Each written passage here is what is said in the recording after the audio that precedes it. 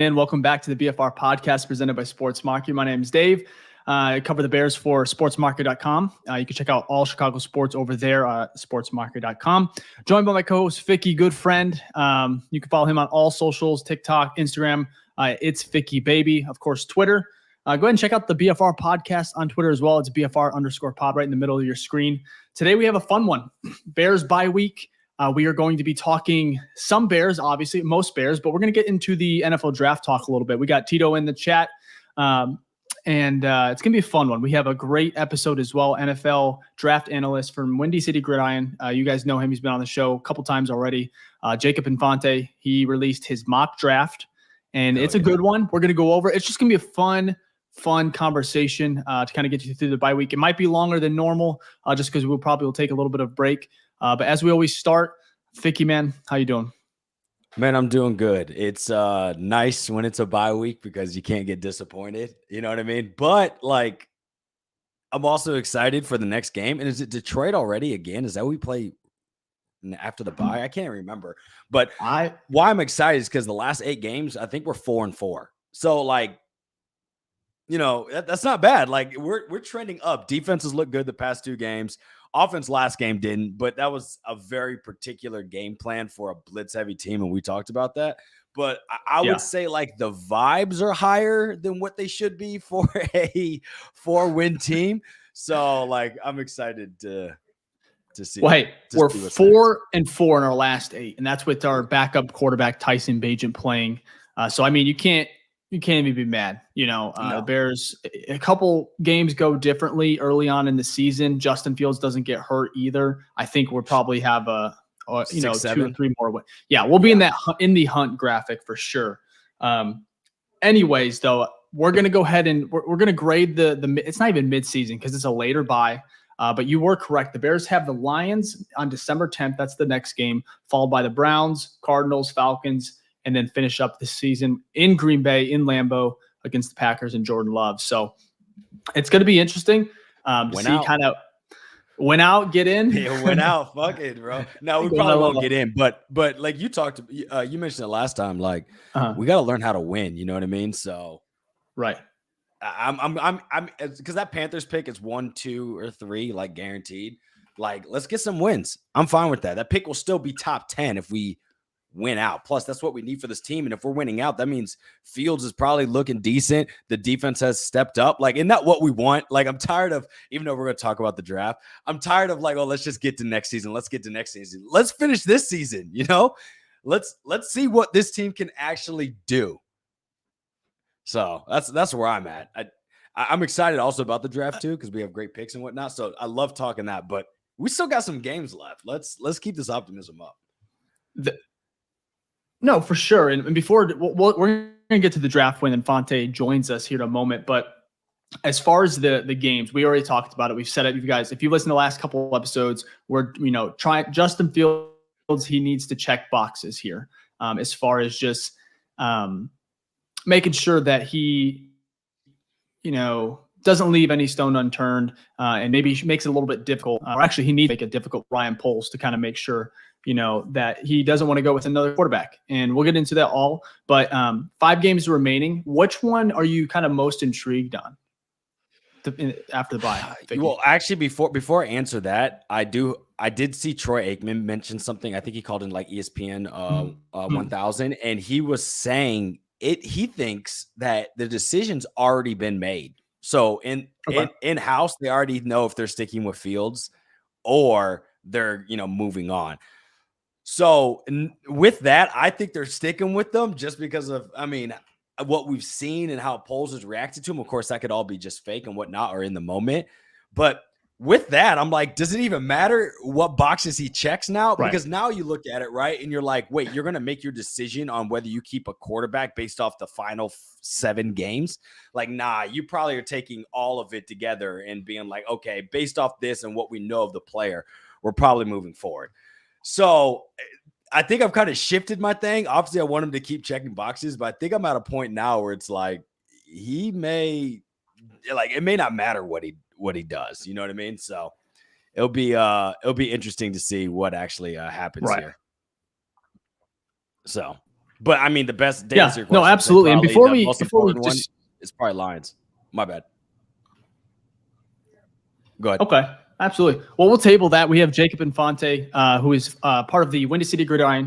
He's the NFL Draft Analyst over there. You guys have heard him. He's been on the show a couple times. Jacob, man, thank you for hopping on, man. Again, how you doing? Doing all right. No, I appreciate you guys having me again. It's always a blast to be on the show. So it's nice to be on again for sure. Yeah, thanks for joining. For sure. Well, last time we checked in, I think the Bears, they were maybe, I don't even know if the season started, but how has this season treated you? How are you feeling? Do you feel older? Do you feel like you got a couple gray hairs yet? But like, what's your overall analysis on the season, man? Has it been fun? Kind of just tell us how it's been covering the team. Yeah, so I think that especially looking at what the expectations were for this team heading into the year, I don't think it's a bold take to say that they've fallen short of that so far, especially the first half of the year. I mean, things were really bad. I believe things are slightly turning around. I'm not fully on board, but, there is some sort of spark there now. The defense is playing a lot better. But at the same time, the offense isn't consistent at this stage. And I think the damage has been done at this point. So there have been some fun moments for sure. I mean, I think that having Justin Fields out for a month kind of made it tougher to watch the team. No disrespect to Tyson Bagent, but it's always more fun when you have like that dual threat quarterback who can make those plays on the ground and through the air. But yeah, I mean, other than that, it's been another tough year for the most part. Mm-hmm. I'm used to it at this point. I don't think anything can hurt me anymore. I'm basically invincible emotionally. But I think that just in the grand scheme of things, they didn't really live up to expectations. And unless they go on some sort of massive run here to close out the year, it's probably going to be when it's all said and done, a disappointing season. No doubt. Spot on. Yeah. I think the invincible of pain, right, that this team can do to you. Yeah, we're definitely, this isn't our first rodeo. So I agree with you on that. Now, but do you feel if they do win out, now that's a big if, I don't think anyone here is saying that's what's going to happen, but let's just say hypothetically, right? They get to 8-9 wins. That means you may have started off very slow and just shitty by all aspects, but you ended on a high note, right? And maybe you're playing, it's not just wins, but you're playing well. Fields is playing well. Defense has already been, stepping up. Now what? Is that a, because my guess of the team prediction wise was they're 7-9 wins, right? Yeah. So I don't care how you get there, right? It's just that you got there. The NFL is hard to win. So if that's the case, and we see that, or even if they split, right? Let's say they split the last, we have 5 more games or something like that. So you can't do an even split, but let's say it's 3-2 or something like that, or whatever it is to get to 8 or 9. And the team looks good. Do you, first off, view that as a successful season? And then secondly, do you think that will kind of cement some people with some jobs and, spots on this team and roster? Yeah, so I think that if they close out the rest of the year, 3-2, 4-1, whatever the case may be, I think that could be enough to save Eberflus. I think that, you could buy into, the late season turnaround has, reinvigorated the franchise. Kind of like what happened in Detroit last year. Dan Campbell didn't start off well year 1. Year 2 was a slow start, but, they started picking up momentum near the end of the year. And then they're like, okay, there's something going on in Detroit. There's something special brewing there. So I think that, it's certainly possible. I don't know how likely it is, but they have been playing much better football within the last couple of weeks than they previously had in the first half of the year. So I think just about anything's possible. I think most of the blame at this point, I know there's a comment that just came up at the bottom of the screen there. Right. It was about Luke Getsy being the problem. I think that Getsy, I think Getsy is a bigger problem than Matt Eberflus in the grand scheme of things. But to this point, I'm in the camp that they will move on. They'll have a new coaching staff, which is a shame because it seems like the players like Eberflus. It seems like, this defense is finally hitting its stride. I know everyone's been like, oh, I wish I could demote him to defensive coordinator and keep him around. Which doesn't happen. It doesn't happen. Like that's a dream. It'd be awesome, but it's not going to happen. So it's, it's a shame, but I think that's what it's trending towards right now. Is there any case where you think Flus comes back and Getsy's gone? Potentially. I think that they'd have to be, flirting with 8 wins. They'd have to be, maybe 7 wins if they get, because they have 4 right now. If they can get 3 more wins to close out the year, then I think it's possible that Eberflus sticks around. They have the Packers, they have the Cardinals. I know those are 2 realistically winnable games. Lions are going to be tough. And then I think there's also the Falcons, and there's like another one. Browns. Yeah. So that's not a super tough schedule. The Browns don't have Deshaun Watson anymore. The Falcons they're all right. Those are realistically, if they keep playing the way they have, they could compete in those games. So I don't think it's I think it's a possibility that Eberflus comes back. I don't think it's very likely. I think that the writing's been on the wall for a while. But in the grand scheme of things, I think that, it's possible. It's possible. Every time you say anything's possible or it's possible, I just think of that Kevin Garnett meme. Yeah. It just it's like ringing in my head like 3 times now. But I agree. I think the schedule is pretty it's softer, especially with the Watson news, him being out. I think the Browns the defense is going to be a good test for Fields, which will be good to kind of gauge, hey, we have a big decision if you haven't heard, this offseason with the quarterback position. But I want to get to your mock draft, your mock offseason that you kind of I just retweeted it. You tweeted out, I think earlier today, if I'm not mistaken. Yeah. And I kind of loved it, but I want to kind of if you could go through it with us and maybe explain. I know you did a great job in this article, and we'll have it linked on the in the description. It's on Windy City Gridiron, Jacob Infante, and it's just the 2024 Bears mock offseason. It's your first one, right? Yeah, this is the first one of this year. Yeah. Okay, and it's 2-for-1 draft special. So I think you have one with where they build around Justin Fields, and then one where you don't. I loved it. I want to go through it, and if you could just maybe talk about it a little bit more in depth. And Ficky, if you have any questions, I know you do. And we'll start with the coaching hires. You started off the season, with hiring current Lions offensive coordinator Ben Johnson. Yeah. Why him over other candidates such as Harbaugh, even Brian Flores, who we just seen in Minnesota? Just explain that. I liked it though. Yeah, no. So my thinking is, obviously it's hard to ignore the Harbaugh rumors. Everyone's talking about it. Everybody loves Harbaugh as a candidate. I like him a lot too. But again, I feel like that happens every year and every year since he's come back to Michigan. So it's going to be that thing of, I believe it when I see it. Obviously a mock off season, like at this stage, isn't going to be super realistic because a lot of guys are going to sign contract extensions and things of that nature. The draft order isn't finalized yet, but I tried to involve like some sort of, I don't know. I didn't want to go all out in terms of like, oh, this is the dream offseason. Sign everybody, sign all the top stars. So for that case, I decided to go against Harbaugh for the time being. Obviously, if he's looking to leave Michigan, if he would take that Bears job, you bring him in for an interview 100%.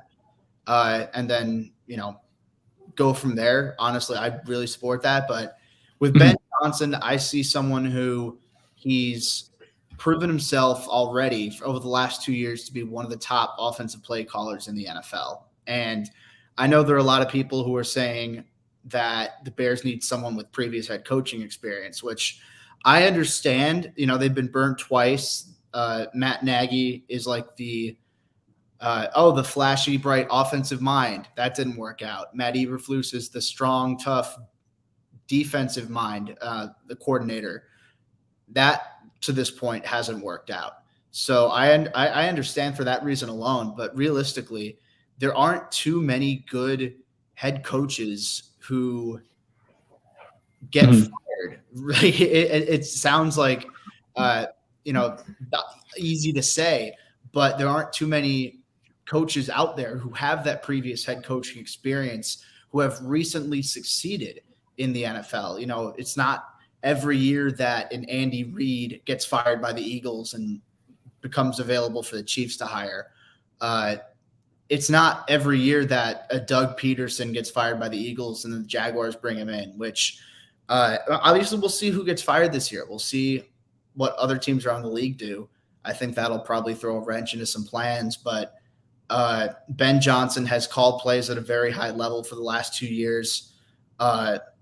The scheme, the play calling itself have all been very good, and they've played a huge role in the Lions' turnaround over the last few years. So I think he's my top more realistic candidate at that head coaching position. So that, and I believe that having the number one pick, having some of the pieces they have on offense would be enticing to any coach, let alone someone like Ben Johnson. So I think that's just the direction I did with that. Okay. Now, do you have any reservations with? Oh, sorry. Go ahead, Dave. Oh, no. Go ahead, Vic. I was gonna say, do you have any reservations with, OC's 2-year experience? That's not bad, calling play calls, but obviously you aren't a head coach. You could be a great offensive coordinator. You can be a great defensive coordinator, but it doesn't necessarily mean you're going to be a head coach. Do you have any reservations with going that new route again, when this time it's not like the team is more like the team that this new head coach would get is less in a rebuild and more like getting towards, actual playoff push, I would say, right? Especially with another year under our belt with what Poles is going to do with the picks and the free agency and the cap space we have. So knowing that, is there reservations on your end about going that way? Or and obviously you can't predict this, but would you rather get an opportunity of someone, being fired who's been a head coach for a good minute, just hasn't worked out where they're at, and picking up someone like that? So for example, I think of like a Dan Quinn, right? I know that's defensive side, so we may not want to go that route, but someone of that caliber that might be offensive focused, right? That just, it didn't work out where they're at, or they were there for a long time and they get relieved of their duties. Yeah. So, I understand the reservations about, first time head coach, bringing in someone who's just been a coordinator. And I feel like that's something that us, like being in the general public, it's going to be pretty tough to comprehend exactly how good of a leader he is. Like, obviously, we can watch games. We can say, oh, this offense is doing really good, and this guy's calling the plays on the offense. He's designing the plays on the offense. He's doing a really good job.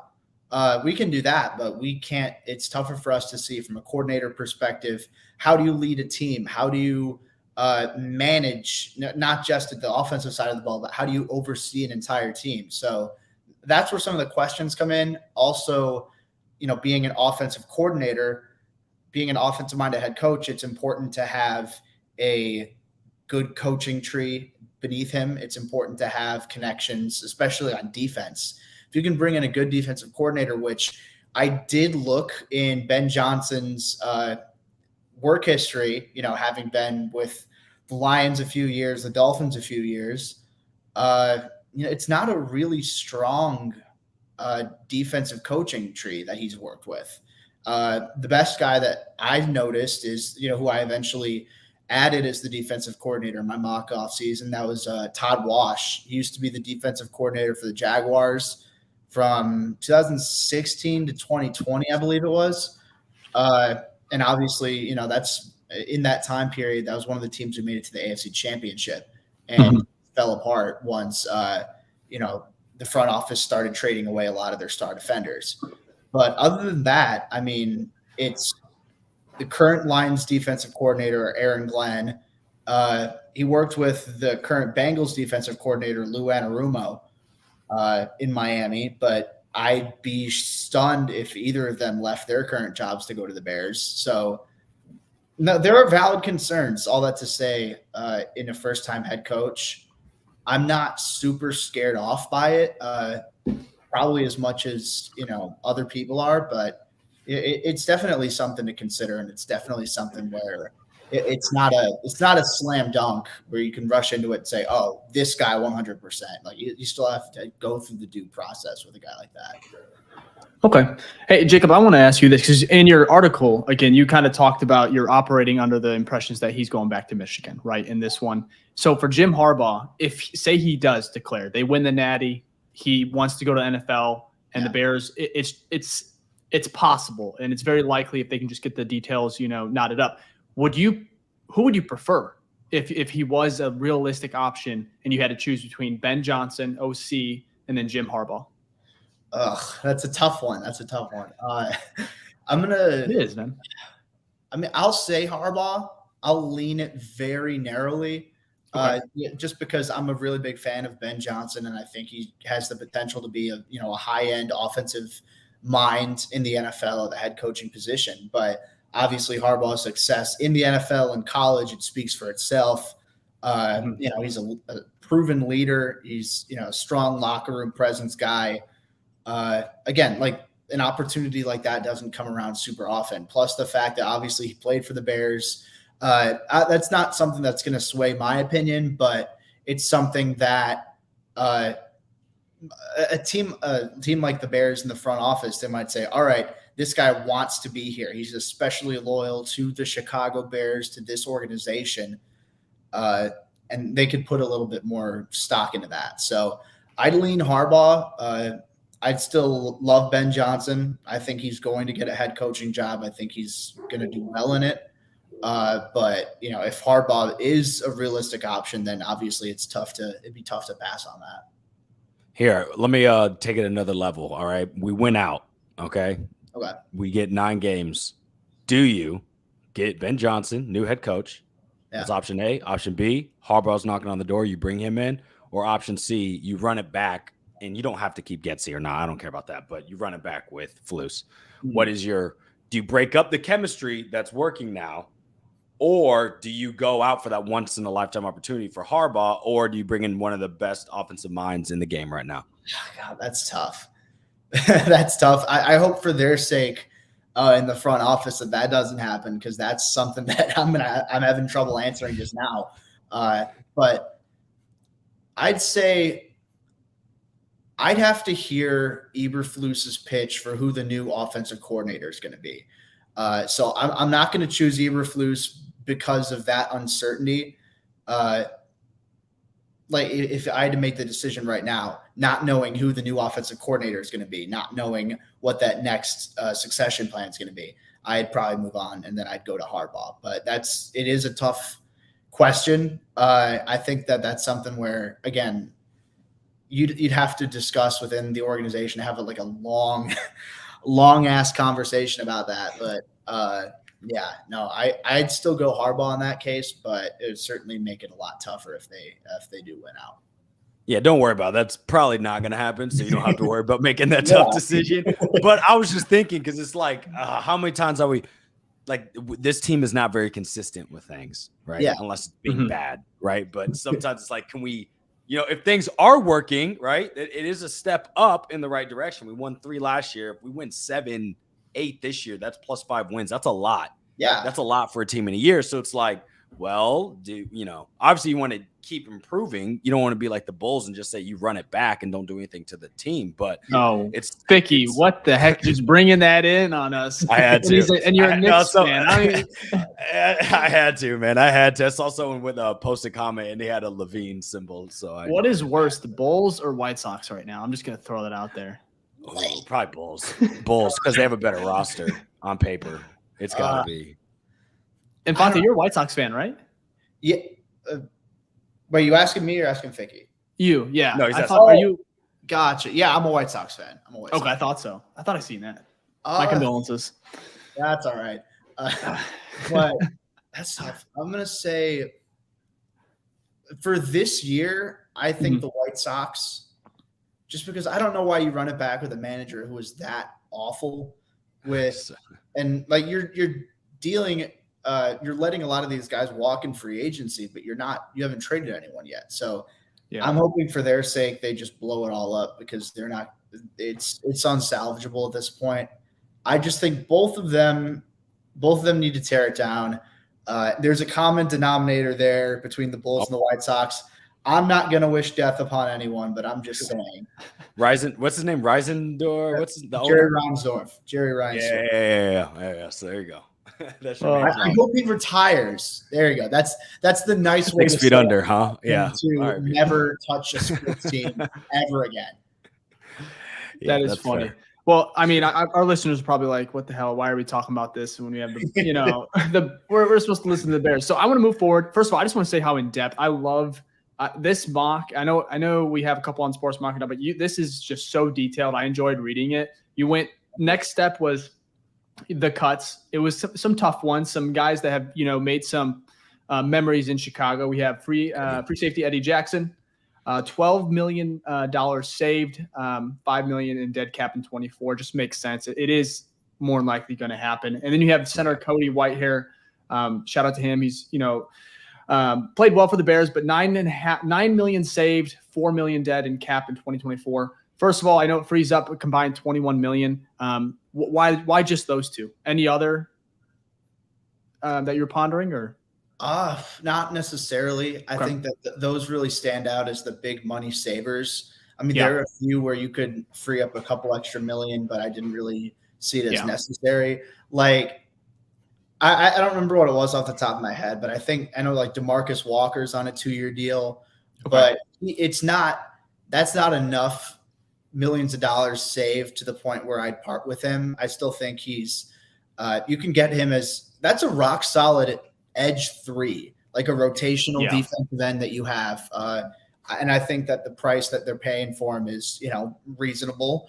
So he maybe could be one, but at the same time, I think it's pretty clear it's going to be Eddie Jackson, Cody Whitehair. And, like you said, it's a shame because all the memories that they've had being some of the last guys from that great 2018 team that, both of them, their best days are behind them. They're making a lot of money. They're getting older.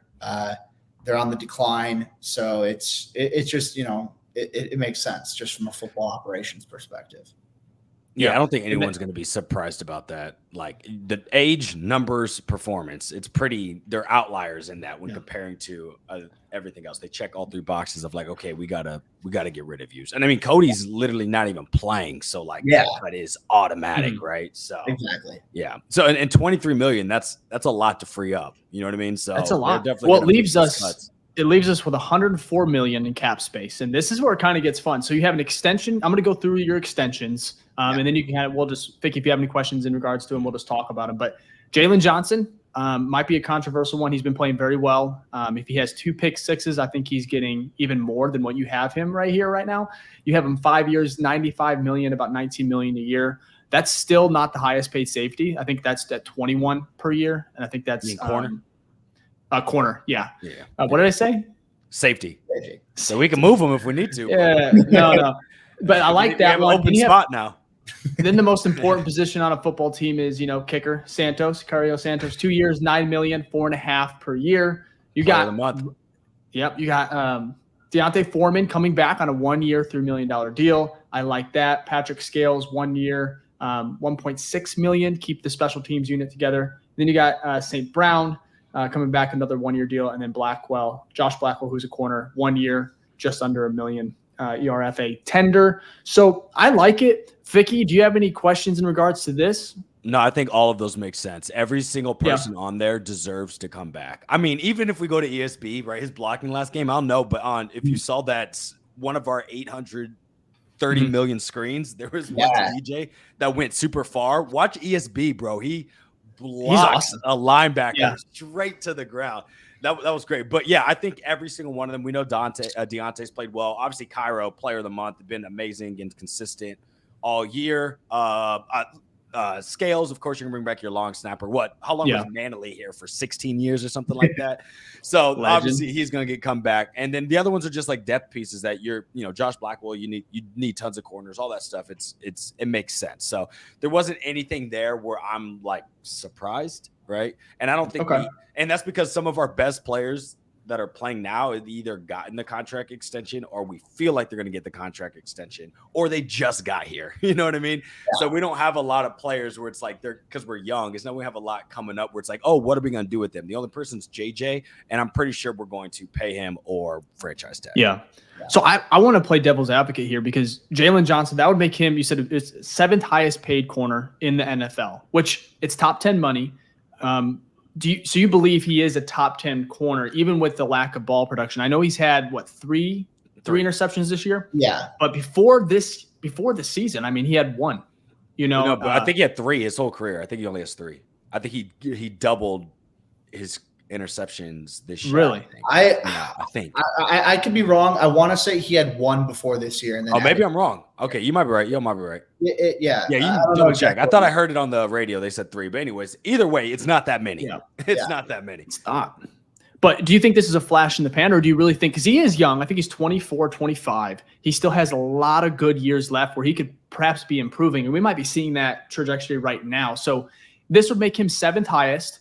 First of all, you believe he's a top 10 corner? And then secondly, do you think that's his price range, or do you think he wants to reset the market? So I think that's a reasonable price range for him. I think the way he's performed, a top 10 salary is, more than warranted. Yeah. Before this year, I would have said no way to that. But just because of him being young, this is his best season that he's having. The play before this year, it was good. He was a good starting cornerback who became great this year. And I think that just because of that, I don't think it's necessarily a flash in the pan because, there's been slight progress over the last couple of years before, skyrocketing this year. And the fact that, I don't know how old he's still in like his 24. 24.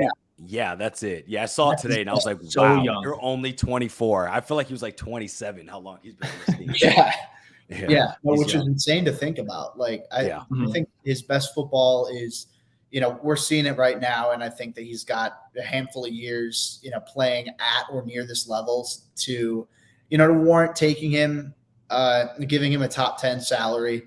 I know the ball production before this year wasn't amazing by any means, but he was still a reliable man corner who could, he's transitioned well to maybe a system that wasn't super helpful for him earlier on when they were a little bit more passive last year. Now that there's been, with Eberflus calling the shots on defense, it's been a little bit better of a fit for him.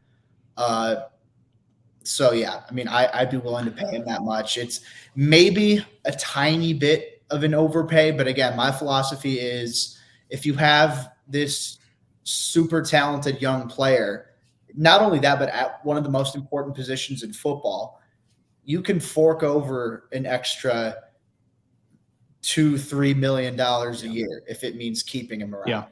Also, he's in-house, which is, I think, is also like something important. Boost morale. You start to pay your people that you've drafted, right? It starts to build a culture of like, you come here, you play well, you get rewarded. You know what I mean? So I think overall that helps like the that would be standpoint. So that'd be Cole Kmet, right? And now that would be Jalen Johnson. Yep.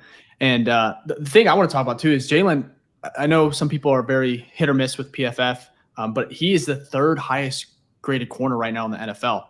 Number 1 on the Bears, obviously, by a huge margin, but he's just a 90 PFF grade, which is crazy. Now his coverage is even, higher to 90.4. I think overall, the thing with the deal that I liked about it is like, you might have an overpay right now where he's at in ball production, or you could say it really just depends on how you're looking at it. Because this year, I think that's perfect range for him. But he's 24 years old, 4 years from now, we could look back at that as a steal, as far as like he could work his way into that top 5, top 3 type corner, especially if you continue to build. Because the Bears defense, I think, is a year away.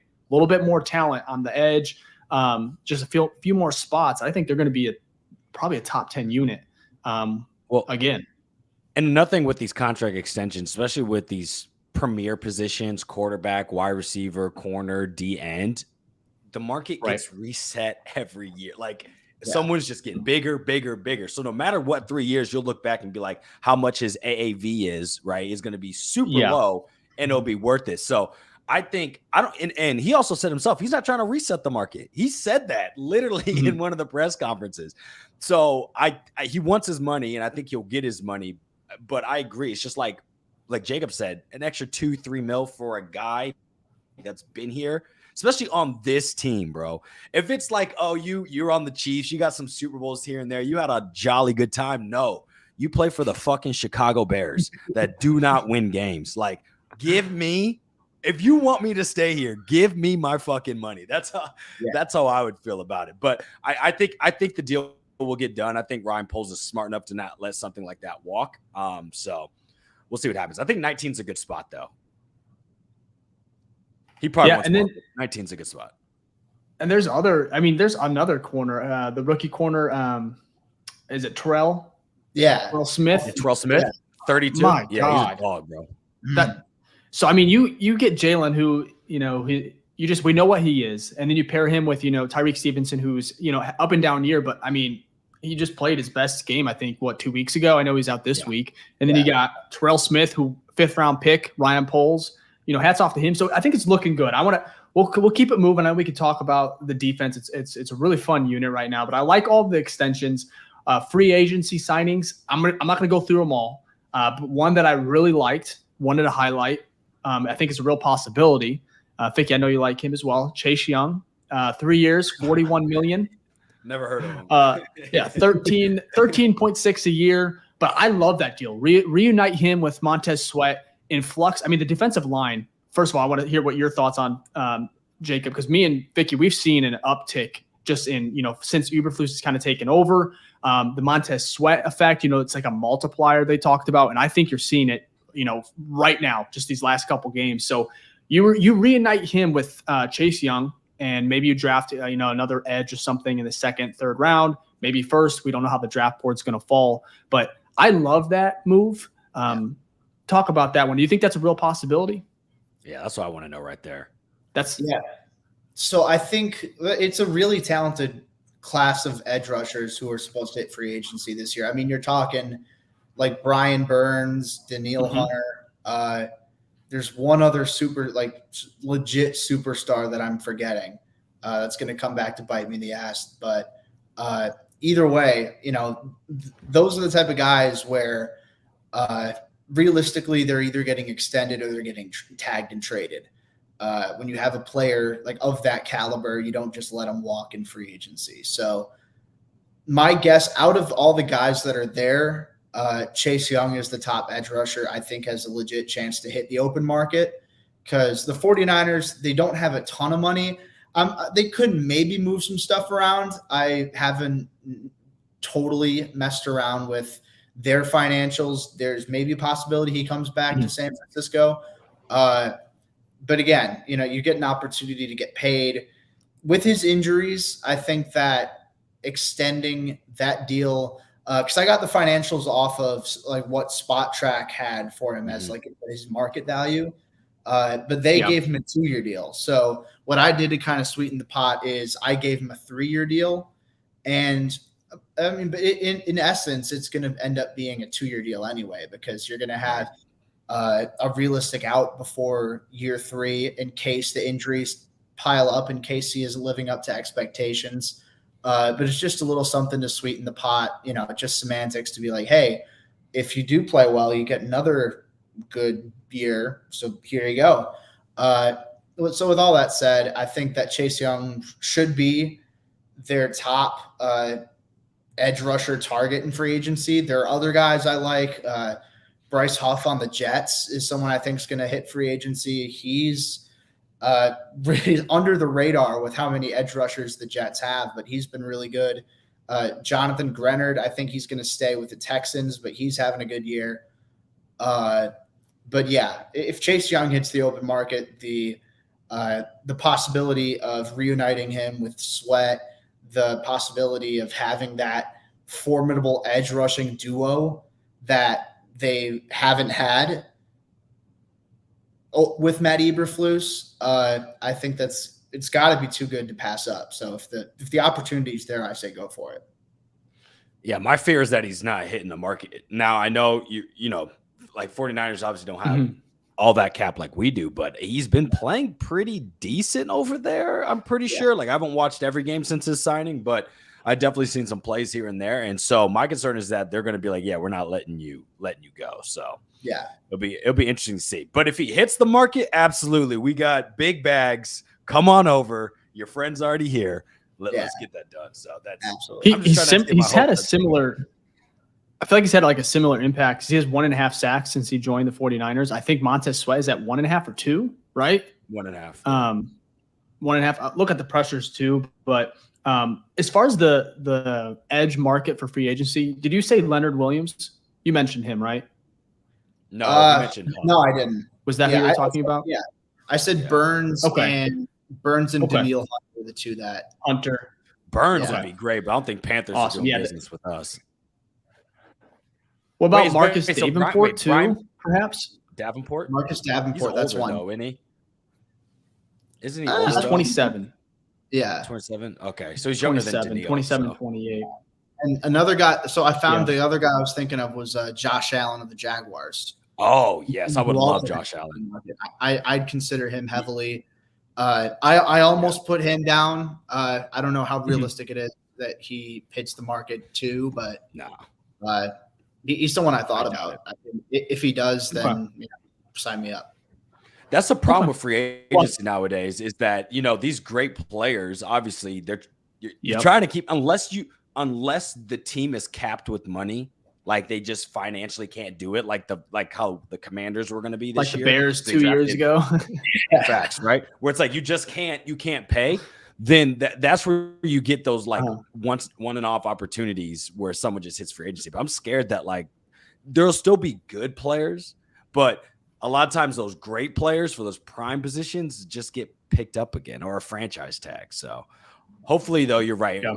Because if one does hit the market, I think we're not gonna have much competition. Like, hey, here, you want this money? So yeah. We'll have to wait and see, though. Well, but yeah, I love your mock so far. That'd be fucking fantastic.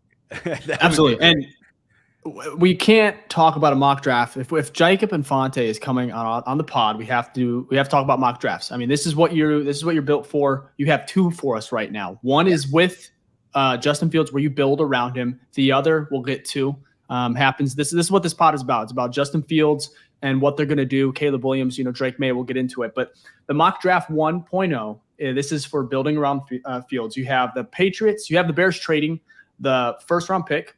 I think it's the number 1 overall, right? Right now. Patriots receive the 2020 first round pick, which is number 1, and a 5th round pick in 2024 as well. The Bears receive 2024 first round pick, which is number 3 right now. 3rd round pick in 2024, and then. I think you have a 1st round pick in 2025. Yeah. Okay. So you have them trading back. And then you have, I guess, the Jets in there as well, where you trade another. You want to just break it down for me, Jacob? Yeah, no, for sure. I'm trying to read it. Yeah. So right now, I just use the current draft order where the Bears are at currently, which is 1 and 4. Okay. And I think, realistically, it makes sense for the Bears to trade down from 4, especially if Marvin Harrison Jr. is not there. Okay. So what I did is my line of thinking is, if I pull it up here real quick, was the Jets are currently slated to pick number 8, and ahead of them you have the Commanders and the Giants, and both of those guys need offensive line help. And the Jets, they probably weren't expecting to have their own 1st round pick this year because of the conditions of the Aaron Rodgers trade. No one expected that he'd be hurt, miss almost the entire year.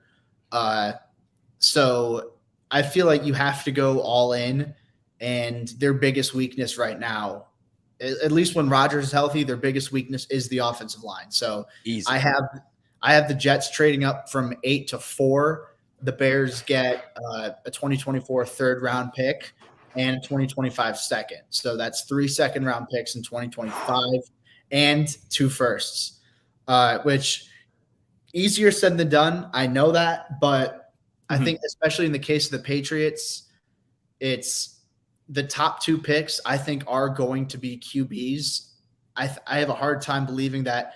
Yeah, I know Arizona's 2 right now, but I feel like that could be changed. Like their minds could be swayed Easily. if you give them a massive haul. If you're trying to take Drake May, or if Drake May goes first, if you're trying to take Caleb Williams, I think it would make more sense for Arizona to trade down. Is part of that fueled by me wanting Marvin Harrison Jr. on the Bears? Maybe. But at the same time, I also think that, it makes more sense for Arizona just because of how many holes they have. So I don't even think they'll trade. I know you're going with the order now and you can't speculate, but I think the Giants will be 2 anyways. So I don't even think Cardinals are going to have to deal with that. For some reason, I feel like they're going to get like a win or 2 out, but I don't see the Giants winning again since they don't play the Commanders anymore. Yeah, no, I mean, I think that's definitely fair. And if you have, all the more reason, say if it's Bears 1, Giants 2, Patriots 3, and you're the Patriots, you want to make sure you get your QB1, which you probably should. If you have your top quarterback, that's the most important position in football, you want the top player in the class. So that'd be even more of a reason for them to want to trade up. Yeah, and I know you did 2 drafts, which makes sense, right? Because we really don't know which way they're going to go. But just from a value standpoint, that first one, like the best case scenario is for Fields to be good enough to stay on this team, because what you can get in return, which we already saw a preview of it last year. This quarterback class is way more like hype around it, just with Caleb Williams himself, right? Yeah. So if the best situation is Fields just fucking does what he needs to do, and then we can trade back that first. But what's interesting is, do you see a possibility where we trade back both of those? So is that what yours was? You had 1 to 3 to pick up Marvin, and then 4 to 8 it was to pick up that other haul? Yeah. So in the first mock where I build around Fields, I have them trading back twice. In the second one, I have them staying put at 1. Spoiler alert, and then they make the exact same trade with the Jets from 4 to 8. So you're still getting additional draft capital either way. That's still a big opportunity to add some more young studs, but that's just what I want with that. So Jacob, with the one where you build around Fields, in the one I think it's pick number 8 with the Jets. You took Brock Bowers, tight end. Georgia. So you're going offense. You're building around Justin Fields to a T. Yeah. I love it. The thing with Justin is, I think even where he is right now, like last year, as far as elevating the team, where he played some crazy games. Now, it was a lot with his legs, right? Yeah. This year, we've seen some progression. I think it's fair to say in the arm. It's not perfect. It's not exactly where we want it to be. The injury sucks because it kind of derailed seeing this progress, seeing consistency. But if you look at Brock Purdy, you look what San Francisco built, or even the Eagles, where you get a talented roster. I'm talking like top 5 roster in the NFL. You're telling me Justin Fields can't win with that? Like, I know he's not perfect, and he's gonna, maybe 5 years from now, he could be a completely different quarterback. I'm just saying, if you take a mixture of last year and this year, and maybe you elevate that a little bit, and then you get this roster around him, I don't see why the Bears wouldn't be able to make some noise, definitely make the playoffs, and maybe do even more damage. Just when you talk about just building a roster and having so much talent, and this way right here, where you bring in Marvin Harrison Jr., who is, I know we throw that term around, generational, but I think we all agree, like he's different. Calvin Johnson-esque, and then even Brock Bowers, which some people may be in on him, but I think you talk about Bears having Cole Kmet, very good tight end, but this is a true tight end. As far as he can block a little bit, but that's not what he's there for. He's going to be a matchup nightmare. And when it comes to Cole Kmet, I don't think he has that breakaway speed. He doesn't really have that one-on-one where he can win consistently, or if at all, really. Yeah. And so you bring in Brock Bowers. I just think it's interesting. So if you had a preference, because we're going to get to your other one, which I don't want to go through. There's a bunch of other picks here. So if you guys want to, again, go check it out, we'll have the article linked. He goes all the way to round, I think, 4. And then he has a 53-man mock roster as well for 2024. So it's very detailed. But it is insane. It is I don't even know how many words it is. I almost want to put in a counter, to be honest. But Anyways, now pull that up for you in just one yeah, second. let me see. Yeah, get that to us. 'Cause it's incredible. I really cannot I know I'm not even trying to blow smoke right now. It's such a detailed piece. So props to you. But anyways, absolutely. Before we get that word count, Yeah. what is your preference? Like you have the mock 2.0 is where you reset the QB clock. Yeah. What is your preference right now? Where are you leaning? So it's a tough one because I feel that the Bears have not done all that they could to help Fields, whether it's his rookie year or the last 2 years. I think they've made the wrong. Like I like Eberflus as a guy. I think he's a good defensive coach too. But for developing a young quarterback, and thank you for the nice little comment, unapologetic truth. Appreciate that. Yeah, as if you have a young quarterback you're trying to develop, I think that they didn't surround him with the pieces he needed to. And, so at that point, I feel like if Fields were to go somewhere else, I feel like there's a decent chance he could be a guy somewhere. And I still think there's a chance he can be a guy in the NFL. I'm willing to wait and see how the rest of the year is going to go. Right now, full transparency, I'm leaning going QB at 1, but that's one because I view both Caleb Williams and Drake May very highly. Like I think they're even better as prospects, at least, than Fields was coming out of Ohio State, and I viewed him very highly. And you're not alone in that either. There's a lot of like really great NFL minds out there that share the exact same thing. So yeah, no, for especially sure. Especially with Caleb, I think a lot of people. Oh yeah. Yeah. And it's a tough decision to make. That said, I think from a pure roster perspective, like I had in my mock offseason, you have Ben Johnson as the new head coach. He's calling the shots in Chicago on the offensive side of the ball. You have Justin Fields throwing to DJ Moore, Marvin Harrison Jr., Brock Bowers, Cole Kmet. Bro, like, come on. Yeah, yeah, that's wild on paper. Yeah. With a defense that added Chase Young, with an offensive line, I signed Connor Williams, the center from the Dolphins. So I like that. Yeah. Which I think just finally. Center.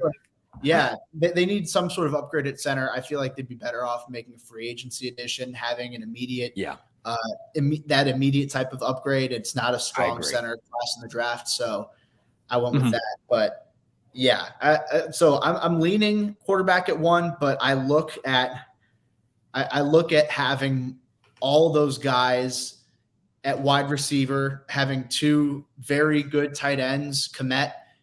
I think Kmet's a top 10 tight end in the league right now. Bowers has the potential to be he has top 3 potential, I firmly believe, as a tight end. I think he's that good. So I'd lean quarterback at 1, but at the same time, just because I view them very highly, and you reset the QB clock, you have 3 additional years on that rookie quarterback contract, and you can keep adding more talent around that. It takes a little bit more time, but if my first scenario happens or something along those lines, I'd still be very happy with it. Okay. Absolutely. I don't even know why I didn't think about this bringing up just the article on the screen. Makes it a lot easier for everyone to follow, but we have it up here for our YouTube listeners, Apple, Spotify. Of course, you can just check out the article while you're listening. But this is where the mock draft 2.0 checks in. So we have resetting the QB clock. Falcons receive Justin Fields. This is a same trade proposal you used in your last mock draft, obtained through the Athletic, Jeff Howe. Atlanta just makes a lot of sense. I think if he is dealt, that's where he's going to go, which will be great for Ficky. You can just go over there and watch Falcons games. Great for him too. That's his his home state, hometown. But you have him. This is where it gets interesting. Ficky, you could chime in here too, and what we think as far as just value and if this is possible, something as far as getting a second round pick in 2024. So the Bears, I don't think they currently have one, right? No, right. They traded Montez Sweat because Montez they lost it. They recoup that back, number 51, and then it would be a 2024 7th round pick as well. and then a 2025 conditional third-round pick. Now, obviously, quarterbacks, they are pricey. When you trade for one, it's very unlikely that you're going to get, unless you're like Mac Jones or something, where you're just not going to get good value back. Justin, I think, has that potential. He has the possibility of, new scenery. The talent's there. It's consistency. You have the coaching factor that is obviously going to be talked about, and I think there's going to be Atlanta, especially, where you talk about a team that maybe thinks they can fix and get more out of him through better coaching. So explain this one as far as, do you really think this is, I know you talked about Jeff Howe getting this proposal, but do you think, could it be more? Could it be less? Or does it really just depend on these last 5 games? So I think the last 5 games are going to be helpful to determine what his trade value would be. I don't think you're going to be able to get a first-round pick for him, just because there are still some questions, and this is going to 2024 is going to be his last year on a true rookie quarterback contract. So yeah. With that said, I do think that a second, a conditional third, and a 7th-round pick, I think it's possible, because the way I look at it is the Falcons, as it stands right now, they're too good to draft like a high upside quarterback where they're at right now. It's going to be tough for them to get one of those guys, a quarterback with the upside of Justin Fields. Even now, even having been in the league now for 3 years, I think his upside is still higher than, say some of the quarterbacks in this class, than a Bo Nix, than a Michael Penix Jr., someone like that. Jaden Daniels is someone who's rising up boards, but I still think that from a pure NFL pro level perspective, I'd take Fields' upside over Jaden Daniels. So with that, he's having an incredible season too. Oh God, yeah, he's been fantastic. My God, Joe Burrow-esque, crazy. No one's really talking about it either, which is no one's talking about it. Like exactly, yeah, because LSU's got the 3 losses, but why do you think that is? It's just like a flash. Just maybe his game doesn't translate. Why do you think there's not as much talk? Like, where do you think he? I know we're kind of going off here, but I do like Jaden. I like him, and I don't understand why he's not rising. And maybe that's going to happen come March, combine, everything like that. Maybe he skyrockets to late first round, second round. But where do you think his landing spot will be? So as of right now, man, I think he'll be a round 1 guy. I don't know if he'll be a top 10 pick. I think that he's an accurate thrower of the football who's insanely athletic. Mm-hmm. I don't think his arm is fantastic, which I think that's something that might scare away some teams, but I do think he has those starter tools. He's been incredible this year. The production's been insane. The fact that, with LSU, they've played some really stiff competition. The defense hasn't always stepped up when it's needed to. Daniels has been fantastic, though. I think that even being a 3-loss team, he's still the Heisman winner. He's still someone I think will go in the first round, even in this talented quarterback class. So, wow. Yeah. Okay. That's what I was way off. Yeah. I saw some mocks had him top 10 or like right outside. Like, wow. Yeah. And that's to say, I don't have like a top 10 grade on him. I purely from a football player value perspective, I think he's a day 2 guy, but because he's a quarterback, I think that he's going to different value. Yeah. I think he'll be propelled into the first. So you think, that would go Williams, May, him? Do you have? Yeah. So at least in my rankings right now, and it's been so crazy. It's been moving around like crazy. Sometimes I've had McCarthy. Sometimes I've had I had Quinn Ewers at QB3 for a little bit. I have Michael Penix there right now.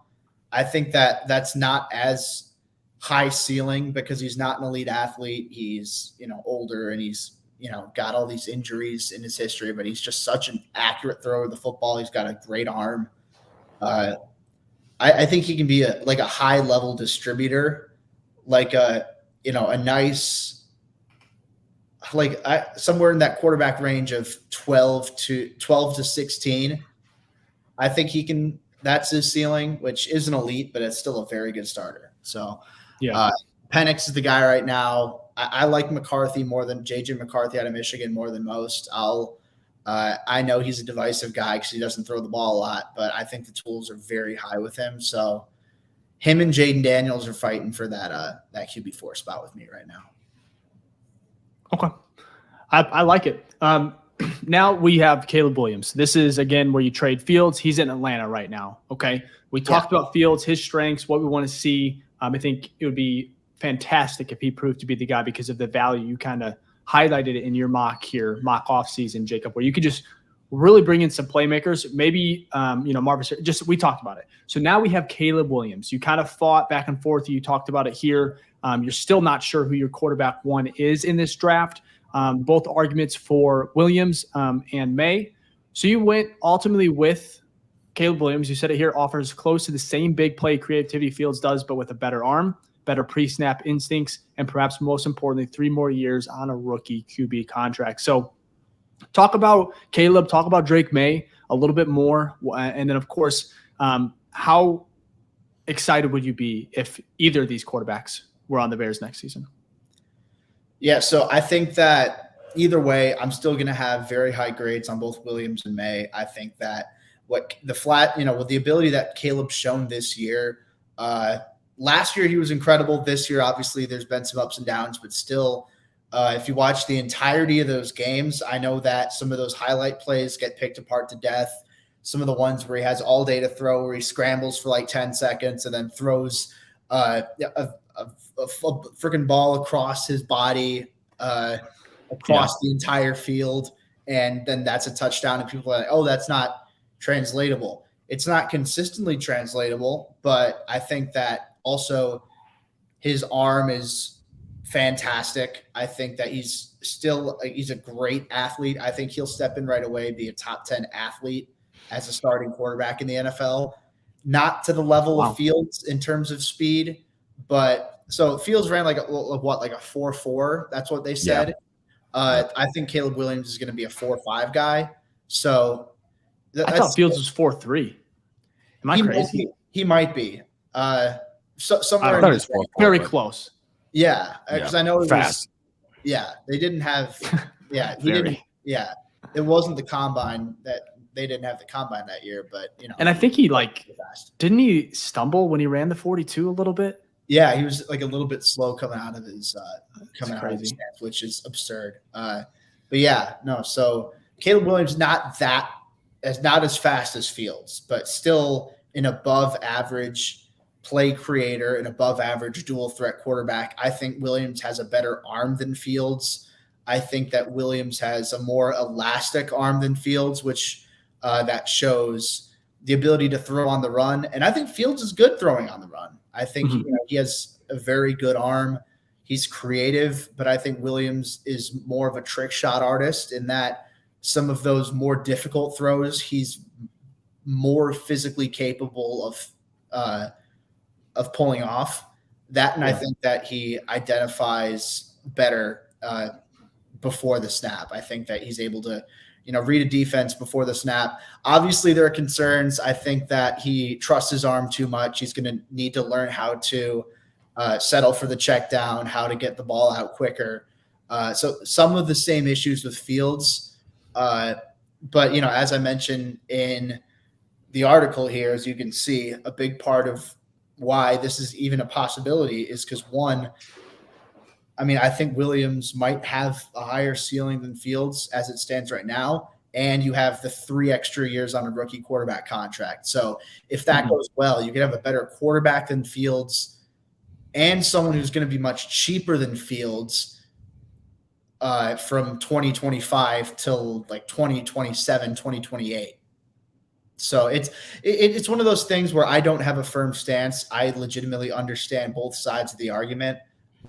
This is just me for this sake of the argument. This is me showing off why that I think it's a possibility. Nah, you have to pick a side, buddy.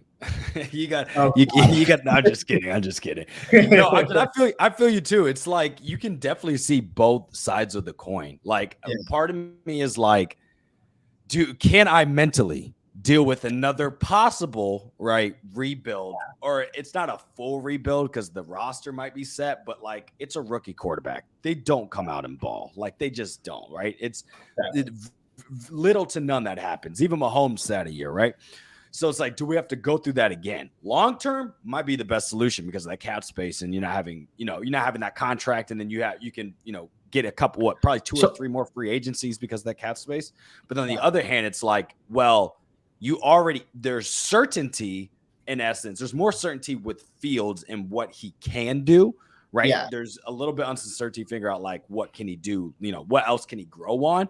Mm-hmm. So you're like, is it safer to do that? You'll have to pay, but at least you know what you're getting. So I don't know. It sucks that we're in this position, kind of, but I could definitely understand both sides of the coin. But we wouldn't even be here if it wasn't for the Panthers trade. Like if that pick is 3, I think Fields is our starting quarterback, right? Yeah. Which it could still be, but yeah.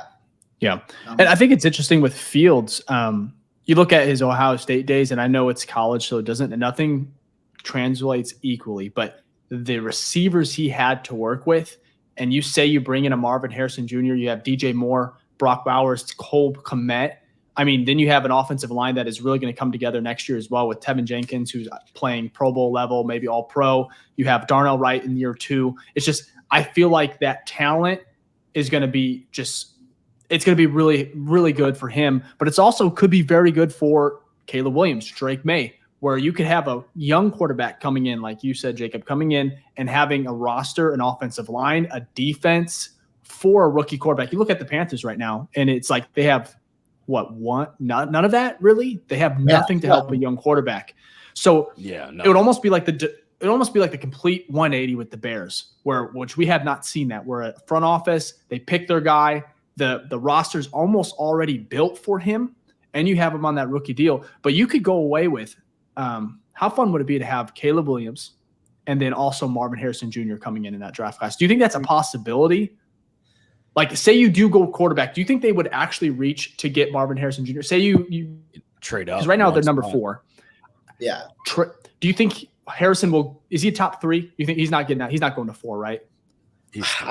I think he's top 3. I think it's going to be top 2 picks are going to be quarterbacks. Then whoever picks third is going to take Harrison. So I know it's like price to get the 3 then. Yeah, you have to pay to move up, but of course, I'd consider it. That's the crazy thing. Is how much fun would training camp be? Oh my god! Yeah. Oh my god! It's like, here's this superstar quarterback prospect, this superstar wide receiver prospect. Like, that's insane. Until again, this is the risk because it's a coin flip. Caleb Williams comes out there and reports are boo-boo, right? Like, rookie stumble. We've seen it before. That's all I'm saying is like it is. You know how pissed off I'm going to be if he's struggling with DJ Moore, Marvin Harrison Jr. I know the Bears defense could be nasty next year, especially if you bring in Chase Young, the mock that you kind of predicted. The corners, and they're young. Kyler Gordon. It's going to be a pain in the ass, come training camp. But at the end of the day, I think it's interesting. I wanted to bring up some value about the, rookie quarterback. So I don't know if a lot of people know the numbers, as far as like what the cap hit would be with, Caleb Williams and even Marvin Harrison Jr. So total value for the number 1 pick next year is at $38 million. That's the entire contract. It would be a $24 million signing bonus and then $6 million the rest of like every other year, which is just incredible, especially if Caleb is a superstar or something like that. And then you say number 3, the number 3rd overall pick is actually at $35 million total, $22 million signing bonus, and again around that lower $6 million per year. So you could have your quarterback and a star receiver for $6 million a year. That's rookie deals. Like they're cheap as hell because what it used to happen was, who was the last one? The quarterback from who went to the Rams picked him from Oklahoma way back. Sam Bradford. Yeah, he was the last one who got. How the contracts used to be was it'd be like a regular contract. First year, they're like, here you go, here's the bag. And then they wouldn't perform to it. And you're like, wait a minute, we just threw all our money at you.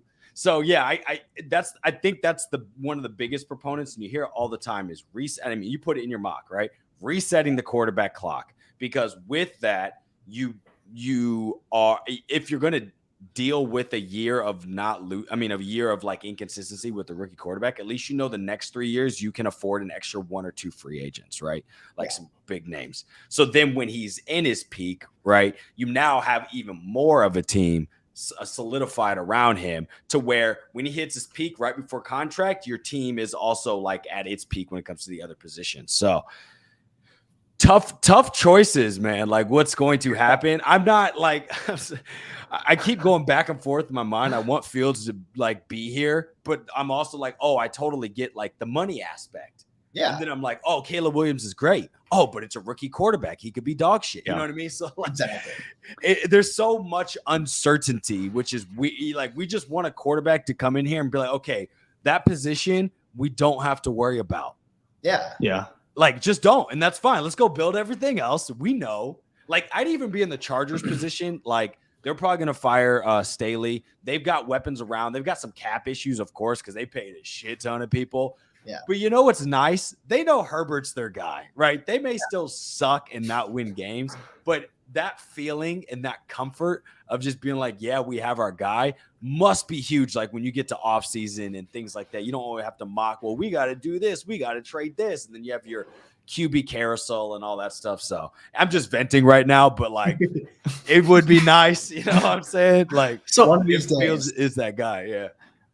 My question, and Jacob, we've been going for a while here, so we'll get you out of here in a second. But we appreciate, first of all, just hopping on, talking draft with us. We appreciate it. Again, check out his article. We're going to have it linked. I've retweeted it. I think we'll have the pod retweeted as well. So if you want to find it, it's going to be on our pages. Jacob, I think you obviously you tweeted it. It's your article. But hope so. I would hope so, right? He's like, I'm not proud of it. But no, Caleb Williams, though, he does have some – not red flags. I'm not going to call it that, but there are some things about him. He didn't speak with the media in his most recent loss. I'm not going to bring up the crying thing, but some people are actually making a big deal about it. I don't really, it doesn't matter to me, but I just want to know your perspective. Are you, because Fields, we know, look at the last game against the Vikings where they won, and he got the game ball and he's over here taking accountability, saying, hey, those fumbles shouldn't have happened. Just you see what type of leader he is. Are you worried at all about maybe immaturity or anything like that when it comes to Caleb Williams and the Chicago media that is ruthless? As you know, we're not a part of it really, but it can be bad. Jacob, the fans can be tough. Before you answer that, here's a question too, because this question has to be answered first before we even get to the second one. Will he even come to us? In essence, will he pull? Because there's already been talks, right? Like he'll go back. I don't think he'll go back to college, but. Could he pull an Eli?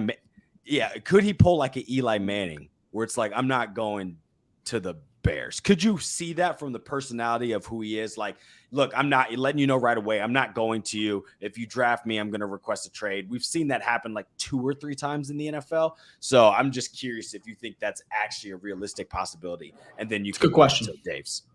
Yeah, so I feel like that's something where. I understand that train of thought, and especially given the Bears, they haven't been all that great at the quarterback position historically. I understand the worry on that. I don't think that would happen, just historically speaking, because it's super rare. There's not a lot of there's not a lot of precedence for it. Like it's Eli Manning, it's Bo Jackson, and really in the modern era, that's it. I think. Yeah. And so when you keep that in mind, I think that it's a matter of you're getting so much money being the first overall pick, regardless, way more than you would staying at USC, even with the NIL being there now. So I don't think he's going to stay at USC. I think he's going to declare for the draft. But then from there, I feel like there were concerns. Oh, would Joe Burrow do it with the Bengals just because they're, history as a franchise hasn't been amazing, and then now Burrow is the face of the franchise. So I think that Williams would ultimately go wherever he's drafted. And then to follow up on that, I think I think that Williams has a high opinion of himself. I think there's a bit of an ego there. Is it the do I think he's like this cocky, unbearable locker room presence? I don't think so. The whole crying thing, I'll be honest, I don't really care about it. Like the way I see it is the way he's acting like that is because he cares and he gave it his all on the field. That's the way I perceive it. Obviously, he knows in his mind what the reason is, but I think it's that he worked so hard, his teams worked so hard, and they still couldn't get it done. It happens, and I just think it's people blowing that out of proportion. So I'm not too worried about it. Obviously, I think he's not as much of a sure thing from a character perspective as Fields, but who had character concerns ahead of the draft. Yeah, believe it or not. Yeah, which these rumors that come out. I know it's just it blows my mind. Insane. Like it's crazy. Yeah, and every offseason there's something. CJ, go ahead. No, go ahead. CJ Stroud, what was it? I'll just say, they did the same thing with CJ in his test. They said the man couldn't read or something. Basically come out the man rules or something. I'm like, bro. His response oh my God, when that happened is like, I'm a football player. I'm not a test taker or whatever. I'm like, man, that is looking like a badass. That's such a cold quote. Now that he's having such a prolific rookie season, I'm like, that's going to go down as like, that's awesome. Anyways, but with Caleb Williams and the crying thing, I would rather him care too much, than have we've seen quarterbacks come into the league where they just don't care. They get paid, blah, blah, blah. No, it's about winning, and the fact that he wants to win and he wants to win bad. And of course, he can't please everyone. Some people are like, you can't be that soft coming to Chicago. I've read these comments and I'm just like, it is a little surprising, but that's the Chicago media. That's fans. Like it's short for fanatic. And so, but the NIL deal, he's actually top 5 in college athletes. He makes about almost $3 million a year right now in that money. But I mean, that's nothing in regards to, we talked about his signing bonus being about 24 million signing bonus. Yeah. So it's like, he's not you're set there. I wanted to bring up Ficky because you said, is there a possibility? And I agree with Jacob here. There's no way. Third largest market in the NFL, right? Chicago. You have a chance to be the guy. And then also, I don't think there's going to be a better roster for a young quarterback being taken this year than the Bears, probably. The Giants. Right, because it's not a true number 1 pick. Normally the number 1 pick That's what I'm saying. The worst team. So if it was the Panthers and they own there, you'd be like, that makes sense. That is the worst team roster down. So we just own theirs. So of course, this would be the best opportunity for him. But I feel like we've never had a good quarterback, and that can always change. All you need is one, and it changes your Hey, Jay was fun. Of your team. I think he was. He was good. He wasn't great though. I'm talking but he was good. Yeah, but good to great. You can find Jay Cutler was not great. I don't think he was great. He was good. He's he's like top 15 every year, probably. All right. In the chat, if you guys can go ahead, I want to see what you guys think real quick. Jay Cutler, good quarterback, great quarterback. What is your thoughts on Jay Cutler? We'll throw some comments on there in a second. But anyways, I want to point out just real quick. Sorry to interrupt. I think about Caleb Williams going back to the whole, the crying thing, the post game stuff, not talking to the media, all that. I think that, it shows that he cares too much, but at the same time, that has an affect his individual level of play. And if you watch those USC games, the defense is just so bad. The defense so bad this year. And Lincoln Riley defense. There's only so much you can do when your defense is giving up 40-something points every game. It's like, all right, I need to score 50 if my team's going to win this. You have to play perfect football, which that's very difficult to do. So, I'm not too worried about it. It would be one thing if he's crying after games and he's refusing to talk to the media and he's putting up stinkers afterwards. Right. But that hasn't been the case. I'm much more wondering, how do you respond on the field after a loss like that? And, I haven't seen anything that makes me warranted that, all right, there are going to be confidence issues with him. That's going to affect his play. So I think that's something that's more important to look at than, how does he react right in the then and now after a game, after a loss. So that's just my 2 cents on that.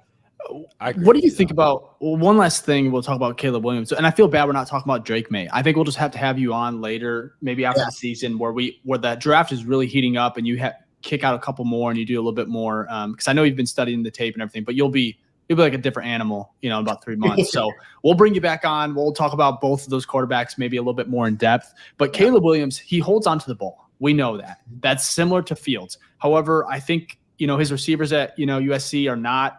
I don't think they're great. Just depends on just coming Jerry into Rice's the NFL. son's pretty good, right? Jerry Rice's son's pretty decent, right? He's solid. He's like a mid-round guy. I think that's the top. I'm talking like Marvin, because the Bears could have Marvin Harrison Jr. next year. They have DJ Moore. They're gonna have some weapons, and we haven't really seen him. You saw Justin Fields in college where he had some dogs. Olave, First all round three of them are in the NFL right now. So it's crazy. It's honestly crazy to think about. And and so he holds onto the ball, and it's like, how much do you factor in who he's throwing to? The opposing defense. The offensive line USC is okay. What are you nervous at all about? The tendency to hold the ball, to be kind of like a hero ball, similar to Fields. What are your thoughts on that, and how much does that worry you? Yeah, so I feel like you're going to see some weaknesses similar to Fields coming out of the gate. Playing hero ball, like you said, holding onto the ball a bit too long. I think the processing post snap can speed up a little bit. There's definitely been progress. There have been flashes, and I do think again it comes from a matter of like the surrounding situation. The defense being terrible is why USC has lost a handful of games this year. He hasn't had a star receiver. He's had solid receivers. Like I think a lot of his receivers will go pro, but they're going to be backups in the league. I believe at least like that. Brendan Rice, I think, I have like a round 4 on him. Mario Williams, Dorian Singer, guys like that. Those are later round guys. And also, I want to go back to last year too. When Jordan Addison was there, that's the only like star receiver he's had from his time at Oklahoma, his time at USC. And he had one star receiver. That was Jordan Addison. And the year that he had that, he won the Heisman. So I feel like that's something, to keep into consideration as well. He hasn't been surrounded by a ton. Offensive line hasn't been all that great. And I know we're making some of the same excuses we make for Fields. And, it sounds like a bit of a broken record, but it's a matter of, heavily financial. That's the whole reason that this is a discussion to begin with. Just taking a quarterback, let alone Caleb Williams, let alone Drake May. We'll get into a different episode down the line. But I think, that's, if I had to sum it up, that's the biggest argument for taking a quarterback at 1 is the financial aspect and the uncertainty you have with Fields right now. So there's going to be a risk no matter what. And Williams has a lot of those same concerns as Fields does right now. But again, I think it's just a matter of Fields going forward, I don't think has as high of a ceiling as Caleb Williams when you consider the longevity aspect of it and what we've already seen from Fields. Like there have been great flashes with him, no doubt, but if for me to pay like $40-something million to a quarterback, I do want to see a bit more than just flashes. So we'll see what happens. But we have a comment here for you, Jacob. But yeah, we will fucking see what happens. Oh my goodness. Every year, that's what I tell myself. But JG says, but don't you think this new QB is going to cost way more in the future? That's the question for you. I mean, honestly, I hope that's the case. Because that means that he's a damn good quarterback. Yes. I'd be willing to, I'd pay like, $45-50 million a year to a great quarterback. I would do that. What I wouldn't do is pay like $40 million to a quarterback where you have some questions. And I know you say some uncertainty in Fields. I disagree. I disagree to this point. I think that there is uncertainty with him. And again, it's nothing against the guy. I love him as a dude. I love him as a player. Like there's just, realistically, there are concerns. They haven't won enough games. The progress as a passer, there's been some, not a ton. not accelerated. Not as much as you expect. Not enough. Yeah. So, yeah, I know it sucks. See, I would love, to be in a problem where you have to pay your quarterback a shit ton. That means he's a top 5 quarterback. All right, who cares? Throw him as much money as he wants. Exactly. He is the face problems, of this please. Yes, I know, right? I wish. So there were some, and this is for you, Dave. I'm trying to find out where it's at, but basically going back on the Jay Cutler comments. Let me see if I can pull them up here. Basically, someone said he's mediocre. One said that he was above average, and one said that he was. Oh, here we go. So from JG, he said Cuddy was good, just don't like how he quit on the team. Yeah. Well, hey, we got a super chat too with the comment with Cutler. You want to bring that one up? Perfect. Yeah, I'll bring it up after these last two. And then Shane Ward said Jay was a little bit better than average. Okay. And then we have Ken here who said Cutler was mediocre compared to his peers. I like that one. It just depends on who you're comparing him to. That's true as well. So it does look like most people are in the – no one said he was bad, so that's good. But I think more people are in the good category. And then we do have a super chat here from Tito. Thank you, Tito, again for the super chat. $5 here if it wants to pop up for me. But it says Cutler was so midway to – he was so mid. So mid, way too many picks. Bring in Harbaugh. He will unleash Fields for the winner he is. He never beat Fields, so he wants the talent. True. Hey, look, I wouldn't be mad about it. If we get Harbaugh, I'm going to be happy anyways. But yeah, thank you for that, Tito. If we get Harbaugh, I'll be happy anyways. But yeah. You know, this whole thing, though, I will say this, Jacob, I'm so glad you hopped on. But man, you are making my mind melt because I thought I was confident about something. You know what I mean? Like, I was like, all right, look, this is what I want. And I was like, I'm just going to stick with this. And now I'm like, oh, fuck. He makes some very valid points, which now I have to teeter back and forth on, which is going to make my life a living nightmare. I will say this, though. When it comes to the quarterback, the Bears quarterback, I feel like I see it a lot. I kind of stray away from it. I don't talk about it on Twitter too often, or at least partake. But I swear there's like people, like I know if you don't believe in Fields, that he's not the guy and we have to move on. I think there's just a better way to go about it than I think some people go on Twitter. It's like they're just like bashing him completely. Like the fact that, I know it's Twitter, but it's like, man, I don't know why, but it feels like it's brutal. And maybe it's just the people I'm seeing pop up on the timeline. But I'm like, if we have Caleb Williams or Justin, just like, can we just be like, okay, he's not the guy. He had some fun moments. Move on. No, it's like people are bickering back and forth, trying to make their points. I'm like, how do you have the energy? Dave, they do it to good people. They're destroying. I don't know if you've seen it, but Jalen Hurts is getting destroyed right now on the internet. And I'm like, this guy wins. What? And it's not even his football play. It's just Twitter. It's just people. But what's wrong with him? His pressers are top tier. His answers are great. His leadership. I don't even want to get into it. We'll get into another. But I saw people. They was like, "Oh, look at how he waved at a basketball game. Look at this corny ass dude." I'm like, yeah. I know Colin Cowherd. They've lost one game. Who cares? You can wave however you want. I don't even care. Like Colin, I think he trolls, but it's like the backwards hat. Oh, with Brock Purdy. Yeah, he's like, hey, his hat was backwards in a press conference, and he's not a franchise quarterback. So that shit's funny. That is so funny. I know a lot of people give him a hard time, but that cracks me up because I think he just leans into it. But anyways, Jacob, man, first of all, we appreciate you hopping on. It's been over an hour. Seriously, it's awesome. We can go 90 minutes. Good God. I don't know how we're talking about the Bears for that long. Anyways, Thursday Night Football is on. We're going to let you go. Yeah, you can check out his work, Windy City Gridiron. You can follow him on Twitter, Jacob Infante 24. Amazing content. I know we're 5 games left in the season, but let's be honest, though. It's draft season. I think it's really starting to come together here. So I'm not a guru, but I know Jacob. I've followed him for a while. Ficky can do the same thing. He's probably the best when it comes to Bears content, draft content. So give him a follow, show him love, and retweet his stuff, like his stuff, comment, just show him love. So Jacob, man, you want to say anything before we get you out of here? I'm looking forward to a Sunday where I don't have to give a shit about who wins or loses. Hell yeah, baby. That's it. That's all I gotta say. 2 years in a row, Can't man. Disappoint us. It's bye. We love a good bye week too. Can't get disappointed. Yeah.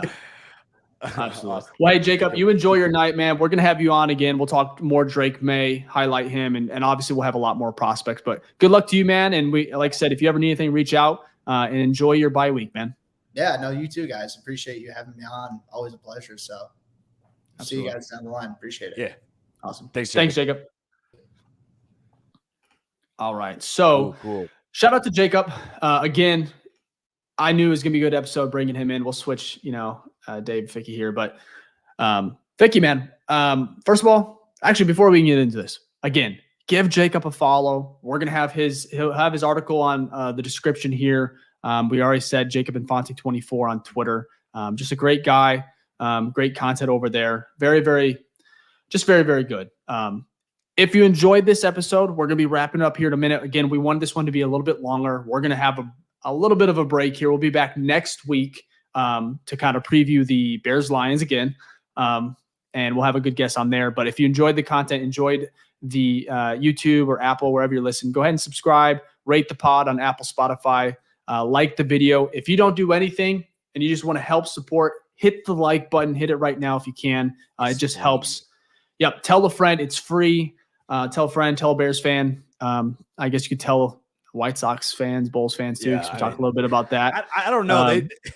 The people that already have sucky teams, maybe you don't need to tell them about us because they're going through a lot. But we appreciate the Bears have a bright future, nonetheless. So, but again, we appreciate the support. We're so close. We're getting close to 3,000 subs already. I know we just hit 2,000. We're excited. Ficky, though, before we hop off, man. Wait a second. Before we do, I did put this in the comments. If you are new here, go ahead and give a hashtag New Face Gang. And if you're an OG, go ahead and give a hashtag OG. I'll give you a shout out. We did have one that came in. Hamilton's Happy Hour with New Face Gang on Facebook. Appreciate it, Hamilton's. Appreciate you joining in, taking your time on a Thursday night to watch us. So also, and then we also have a super chat as well too. Go ahead, Dave. Okay. Yeah. Before we get to super chat, I don't talk about it enough. Ficky, he typically runs the TikTok, the BFR_pod TikTok. So if you're watching on YouTube, Apple, Spotify, you have a moment, go ahead and search on TikTok.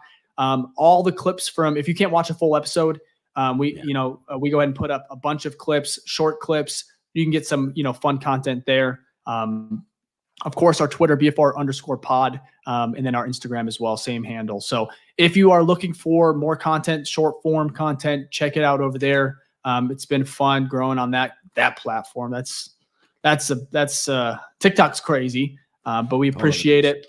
Showing love. We got another super chat, Ficky. Yeah, absolutely. Well, let's do this one first. We have a New Face Gang. Hey, CJ. Yes. Yeah, this is the guy who was commenting earlier because I saw the Levine thing. That's why I had to bring up the Bulls. Sorry about that. Didn't mean to dog your team. You meant to. You meant to. Just a little bit. Look, man, you're always in the Listen, I'm in a group chat. I just got to give people background, okay? I'm in a group chat with about 40 other guys, and they 98% of them are Bulls fans, and I'm a Knicks fan, and they dog me all the time. So when my team is finally better than theirs, best believe I'm going to say what we could do is I want to give some more context because it's a group chat. It's huge. It's been going on for about 5+ years. It's on Twitter. It started off just a Bears group chat. It's grown. Now it's just meme. It's everything. But if you are looking for a fun little group chat to maybe join, we can't get everybody, but if you want, reach out to Ficky, myself, and maybe we'll get a couple because we need some more active users. It'll be fun to kind of have a subscriber on or something. But that group chat it's fun. If you want just conversations about everything from Bears, Bulls, to movies, anything, it's just been a great experience over there. So, but yeah, Ficky's the only Knicks fan. I think we have a Kings fan in there too, Sam. Yeah, we do. But Sam's Kings. We're getting off topic, but it is a lot of fun. And then back to the Bears. Yeah. Unfortunately, I'd rather be talking Knicks at this moment because they're winning. But anyways, here we do have a super chat here from Ken. $4.99. Really appreciate it. He said, build the team around Fields, make him the guy. We have the cap and the picks, get a new head coach and a new offensive coordinator. I would love all those things. If Poles really feels I'll be honest, Ken. First of all, thank you. But I absolutely agree, man. I think Justin, the worst thing that could happen is you get because I think Justin's better than Brock Purdy. I do. I think just from a talent perspective, you throw in Justin in San Francisco where, he probably should have been drafted, if we're being honest. I think Justin's a completely different quarterback. You bring in a guy like Kyle Shanahan Kyle Shanahan who can just work wonders with any quarterback, let alone a guy like of a talent of Justin. But I think the Bears, if you could bring in the right coaching staff, you bring in talent, the team's getting better. They're young, hungry. Justin's going to get better. Believe it or not, shocker, guys, he's going to get better, even if it's just marginal. Little progress is, still progress. So I think his floor, I think we've seen it. And I think if you could build around him, I think, Ken, you're right, though. Thank you again, though, for the super chat. We appreciate it. Yeah. So. But yeah, that's why, oh man, Jacob was great, but there's positives on both sides. Yes, there's always been questions, but it's like you see positives for both. You see the risk on both, right? The risk is you don't know how good either is going to be, right? That kind of solves that. That's with every player, right? That's why the decisions are hard. But you see the positives of the value you can get from a first-round pick. The value of a first-round pick to take a quarterback, you aren't there that often. The value of trading from both sides. Like let me tell you something. Poles has some decisions. I'm saying like these decisions are like if there's a Poles statue or not. You know what I mean? Not really, because they're not going to put a GM statue up there. But like these next decisions are probably Poles' biggest decisions. They're kind of going to mark, his career. Like you could you can stamp Pace's decision with kind of the Khalil Mack trade. That was like his big one, right? Which I think was good, but it also marks it in the negative. Like the team wasn't ready. And Mitch, right? The Mitch pick, right? Those are his two stamps. I feel like the first stamp was DJ Moore. The second stamp is what you do with your quarterback moving forward. So, we got a fun offseason coming up. Well, yeah, we're going to end it up here. Again, thank you for everyone who's listened. Apple, Spotify, YouTube. We appreciate the love. Impro Gaming says Fields goes to Atlanta. They're going to be a great team. Meanwhile, in 3 years, we're going to be talking about drafting another quarterback. Anyways, I just think it's interesting if he goes to Atlanta. Ryan Poles is still there, right? Yeah. No, Pace, you mean? Yeah, Pace is still there. Yeah, no, it's Ryan Pace. It's the same name. God, too many Ryans. Same name and initial. Fuck. Yeah. It's tough. Anyways, Ryan Pace is still there. Yeah. Wow. That would be interesting for him just to get his guy. Yeah, no, you're right. On paper, script, like NFL writers, that would be the perfect trade. They've got it. And I'll be a huge that weapon. I'll be a Falcons guy. I love Fields, man. I know he's not perfect, but as far as an athlete, I liked him at Ohio State. I will be rooting for him wherever he goes. Of course, it's tough decisions. Jacob highlighted it. You highlighted it. Resetting the quarterback clock is a real thing. These prospects are, I'm not going generational. I think that's just overused and it doesn't hold as much value. But as far as prospects go, these quarterbacks, both Drake May and Caleb Williams, very good. Yeah. Very good. Very, very good. And they grade very high. Yep. You can't, it's not like last year's draft class. I forgot to ask Jacob about Caleb Williams and his height. 6'1", right? Maybe 6'2", 6'1". Yeah, I believe that's one thing he's tall enough though. I think he's not Bryce Young. No. I just prefer my guys to be. Oh, I'm not. Wait, pause. Hold on. I prefer Justin or like quarterbacks to be about 6'4", 6'5", if you could get it. I know Justin's 6'3". Yeah, but there's only a couple like that. Lawrence is tall. Allen's tall. Lawrence is fucking Bro, he's a giraffe, bro. But like Herbert, Herbert. Glennon was tall. Mike Glennon. His neck was his neck gave him about 5 inches. How tall was Cutler? Cutler, I think, was not super tall. I would say like 6'1", 6'2" probably. I think you're right. He just never. He gives me Caleb big Williams body size, to be honest. Like shifty, like you're not a runner, but you can get out of the pocket type stuff. That's like what Cutler gave me. 6'3". Yeah, he's 6'3", 230. So he's Justin's type. Yeah. Anyways, we're getting off topic. Again, the support's been unreal. If you enjoyed this episode, before you head out, just hit that like button. Of course, tell a friend. And we'll be back. Next Wednesday, next Thursday, probably. I'm not going to put a date out there, but we will be back. We're going to enjoy this bye week a little bit. We're going to be working on a few things behind the scenes. It is going to be a fun draft season. So if you want to stick around, subscribe. We're going to have prospects on. We're going to have analysts on. There's going to be tons of conversations, and not just about the quarterback, because there's going to be other holes, other rosters that we'll be, kind of looking into. And it's going to be just the Bears, the draft and free agency will once again go through Chicago. And I think that's just going to make for fun conversation, fun podcasts, episodes and whatnot. So again, all the love. We appreciate it. Ficky, you want to Yeah. One last thing. I know we had such a great conversation with Jacob that it kind of went long, but we talked about grades. So we'll put grades off to our next episode. We're an hour and 40 minutes into this thing, and I had my topics. We may have to. Yeah, no, it's fine. We may have a little bonus episode where we'll have maybe someone else on, someone special, or just be us. Ficky and I. We're going to go through and grade not every player, but some of the key players, offense, defense, and just kind of. And I think we'll do a little bit more research, and me and Ficky, it'll be fun. That'll be a good one to have just as far as grading the. It's not a midway point because we're week 13 now, but overall grades so far throughout the season. So. A lot of fun content nonetheless coming your guys' way. So, Ficky, anything else before we get out of here, man? Nah, that's it. I mean, a bye week and it ended up being one of our longest episodes yet. So that's what this team is, man. So we love it though. We love it. I just am impatient to the off season because I just want to I want that uncertainty gone. Just tell me who it is. Oh yeah, you got a little anxiety. Well, dude, unfortunately, you have a few months. You have a long ways away until we get all those answers. So, but again, BFR Podcast presented by SportsMarket.com. Check out all the work over there. You should check out I cover the Bears. Check out all my articles, a few articles a week if I can. Obviously, Bulls, Bears, Blackhawks, Connor Bedard, everything's over there. SportsMarket.com. They do a great job. This show would not be here without them. We appreciate their support and check out their work over there. A lot of great writers. And then check out the pod, BFR_pod. I think it's on all socials. I think TikTok's the same thing. We talked about it earlier. But again, we appreciate it. And we will be back next week sometime. We'll keep you on your toes. Not sure when, but we'll be back. And again, go Bears. We're going to win this week. Well, we won't lose. So that's for sure. We're going to tie. Peace. But see you.